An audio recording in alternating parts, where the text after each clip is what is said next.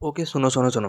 First of all ये देखो भाई, मतलब क्या है यार, ये तुम वीडियोस भी देखते हो पर सब्सक्राइब नहीं करते यार।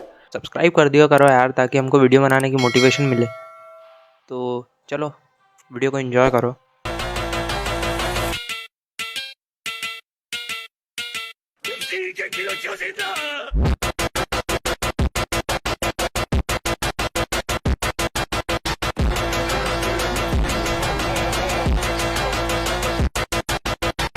हे guys, welcome to Otaku X. आज हम कंटिन्यू करेंगे डीमन स्लेयर का सीजन 3 का एपिसोड 8, जिसका नाम है मू इन मोइचिरो। तो एपिसोड की शुरुआत में हमें देखते हैं कि मोइचिरो पानी से बाहर निकल आता है, लेकिन वो पॉइजन हो जाता है। इतने में वहाँ ग्योक्को की फिश आ जाती है, लेकिन मोइचिरो में इतनी स्ट्रेंथ नहीं होती कि वो काउंटर अटैक कर पाए। फिर मोइचिरो को उसका पास्ट याद आता है, जहाँ उसके डैड एक वुड कटर थे और वो उनकी मदद करता था। फिर मोइचिरो को याद आता है कि कैसे उसकी माँ मरी थी और तब उसके डैड उसकी माँ के लिए हर्ब्स लेने गए थे और वो भी वहाँ पहाड़ से गिरकर मर गए थे।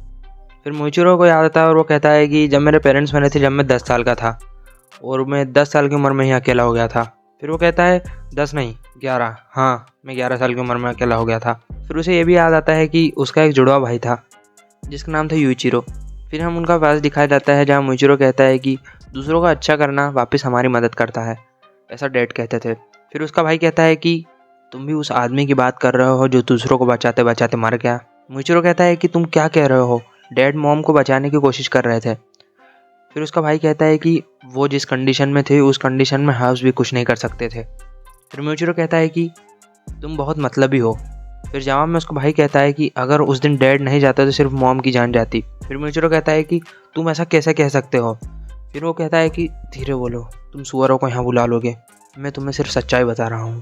फिर और वो कहता है कि मोइचिरो का मुंह का मतलब है जिसका कोई मतलब नहीं होता, यानी मीनिंगलेस।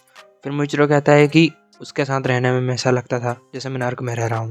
लेकिन स्प्रिंग के आते ही कोई हमसे मिलने आया, जो थी ओयाकाता सामा की वाइफ। वो बहुत खूबसूरत थी, मैंने सोचा कि ये एक आत्मा है। फिर मोइचिरो कहता है कि वो लेडी बोल रही थी कि हम एक स्वॉर्ड्समैन के वंशज हैं जिन्होंने फर्स्ट ब्रीदिंग बनाई थी। मोइचिरो कहता है कि चलो स्वॉर्ड्समैन बन जाते हैं और उन लोगों को बचाते हैं जो डीमन से सफ़र कर रहे हैं। इतने में यूचिरो सब्जियां बहुत तेज़ काटने लगता है और कहता है कि वो कमज़ोर जो चावल अकेला नहीं पका सकता, क्या वो दूसरों की जान बचा सकता है? तुम सिर्फ मॉम और डैड जैसे हो। फिर यूचिरो कहता है कि लोगों को बचाना सिर्फ चूजन वन ही कर सकते हैं। क्या तुम्हारे जैसे बच्चे किसी को बचा नहीं सकते हैं सिर्फ इसलिए क्योंकि हमारे पूर्वज स्वॉर्ड्समैन थे? तुम्हें पता है हम क्या कर सकते हैं?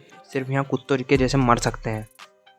बस बहुत हुआ, वो औरत हमें यूज़ कर रही है और वो कुछ भी प्लानिंग कर सकती है। अब जल्दी से खाना रेडी करो। फिर मोइचिरो कहता है कि हमने बातचीत बंद कर दी, लेकिन एक बार वो लेडी आई थी तो उसने उसे पानी फेंक कर वहाँ से भगा दिया था।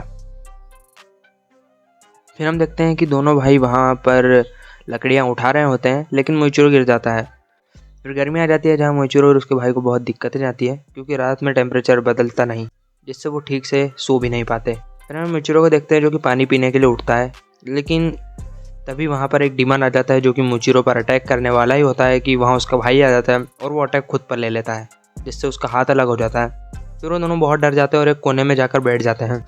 फिर वो डीमन कहता है कि तुम मरो या जियो, किसी को कोई फ़र्क नहीं पड़ता। फिर मोइचिरो कहता है कि उसके बाद से मैंने जो देखा वो सिर्फ लाल रंग देखा, उसके आगे कुछ नहीं, और मैंने अपने अंदर बदले की आँख भी महसूस करी और एक दहाड़ जो कि मेरे से ही आ रही थी। फिर वो आगे कहता है कि जो अगली चीज़ मुझे याद है वो ये है कि वो डीमन मेरे सामने मरा हुआ पड़ा था और जैसे ही सूरज आया वो गायब हो गया। लेकिन मुझे उससे कोई मतलब नहीं था, मुझे सिर्फ मेरे भाई के पास पहुंचना था। फिर वो जैसे ही शेड में रेंगता हुआ पहुंचता है, वो जहाँ वहाँ जाकर देखता है कि उसका भाई अपनी आखिरी सांसें गिन रहा होता है और कह रहा होता है कि प्लीज़ भगवान मेरे भाई को बचा लेना, जिसे देखकर मोइचिरो रोने लगता है। फिर वो आगे कहता है कि मेरा भाई मेरा जैसा नहीं है, वो बहुत ही दयालु है, वो लोगों की मदद करना चाहता है, लेकिन मैंने उसे ये कभी करने नहीं दिया और इसकी सज़ा सिर्फ मुझे मिलनी चाहिए। और मुझे हमेशा से पता था कि मोइचिरो में जो मुँह है वो उसका मतलब होता है कि अनंत, जिसकी कोई सीमा ना हो। फिर सीन प्रेजेंट में आता है, जहाँ हम देखते हैं कि मोइचिरो पर भी वो मार्क एक्टिव हो जाता है जो कि तांजिरो में था। फिर मोइचिरो अपना मिस्ट ब्रीदिंग का 4th फॉर्म यूज़ करके मछलियों को मार देता है। फिर कोतत्सु कहता है कि मेरी चिंता मत करो, ज़ुकासा को बचाओ। फिर हम सेट के अंदर का सीन देखते हैं, जहाँ ग्योक्को ज़ुकासा को डिस्ट्रैक्ट कर रहा होता है और वो इतने में मोइचिरो वहाँ आकर उस पर अटैक करता है और वो टेलीपोर्ट हो जाता है। फिर ग्योको मोइचिरो का मार्क देखता है, फिर कहता है कि ये सिमिलर है उस हेयर वाले लड़के से जिसके बारे में मुझे मुजान ने बताया था।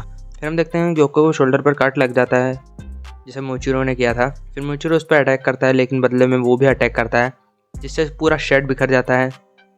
लेकिन भाई ज़ुकासा डिडंट गिव अ फक, और हम मोइचिरो और वो स्मिथ ग्योको की पकड़ में आ जाते हैं और वो उन्हें एब्जॉर्ब करने जा ही रहा होता है कि उस पर अपना अटैक कर देता है मोइचिरो और वहाँ से बाहर निकल आता है। फिर हम देखते हैं कि कानामोरी-सान ने उसको एक नई स्वॉर्ड दे दी थी जिसके लिए मोइचिरो उसे थैंक्स देता है।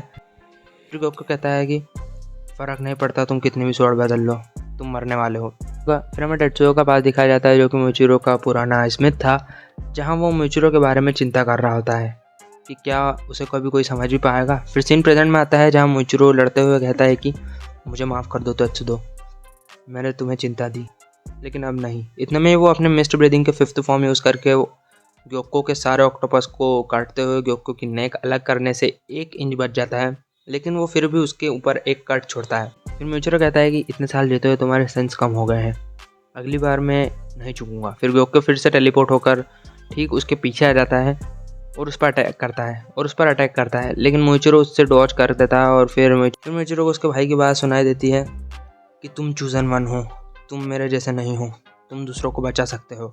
और सीज़न 3 का एपिसोड 8 यहीं एंड हो जाता है।